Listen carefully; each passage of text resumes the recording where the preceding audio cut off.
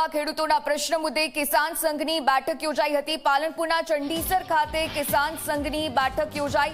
10,000 ખેડૂતો સાથે રાખી અને આંદોલન કરવાની તેઓ ચીમકી પણ આપી રહ્યા છે। તો બટાકાના પાકમાં સબસિડીના અભાવના મામલે ખેડૂતોમાં આક્રોશની સ્થિતિ છે। મગફળીના બિયારણની ફાળવણીમાં બાકાત રખાતા પણ આક્રોશ હવે ખેડૂતોમાં ફેલાઈ રહ્યો છે। 1 મહિનામાં ખેડૂતોને સાથે રાખી આવેદનપત્ર અપાશે। પ્રશ્નનો ઉકેલ નહીં આવે તો ઉગ્ર આંદોલનની ચીમકી પણ ઉચ્ચારવામાં આવશે। છેલ્લા કેટલાક સમયથી બનાસકાંઠા ઉપર સરકાર ઉર્માયું વર્તન કરી રહી છે। અમે વારંવાર બટાકાની સબસિડી માટે માગણી કરી, પરંતુ હજી સુધી સબસિડી આપી નથી।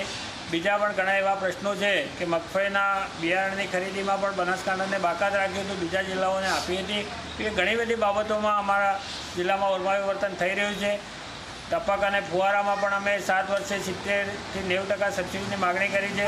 અને ટ્રેક્ટરમાં 15 વર્ષે ટ્રેક્ટર સ્ક્રેપ ન કરવાનો મુદ્દો જ્યારે આવ્યો કે ભાઈ ખેડૂતનો ટ્રેક્ટર તો 30 વર્ષ સુધી પણ ચાલે, તો ફરીથી એમાં 50,000 રૂપિયા સુધીનો ખર્ચ કરી અને એનું રિન્યૂ કરાવવાની વાત છે। તો 50,000 ખર્ચ કેવી રીતે ખેડૂત કરી શકે? આ બધા મુદ્દાઓને લઈને આજે ખૂબ ગહન ચર્ચા થઈ અને આવનાર 1 માસની અંદર ભારતીય કિસાન સંઘ બનાસકાંઠા જિલ્લો 10,000થી પણ વધારે સંખ્યામાં ખેડૂતો એકઠા થઈ અને સરકારને રજૂઆત કરશે।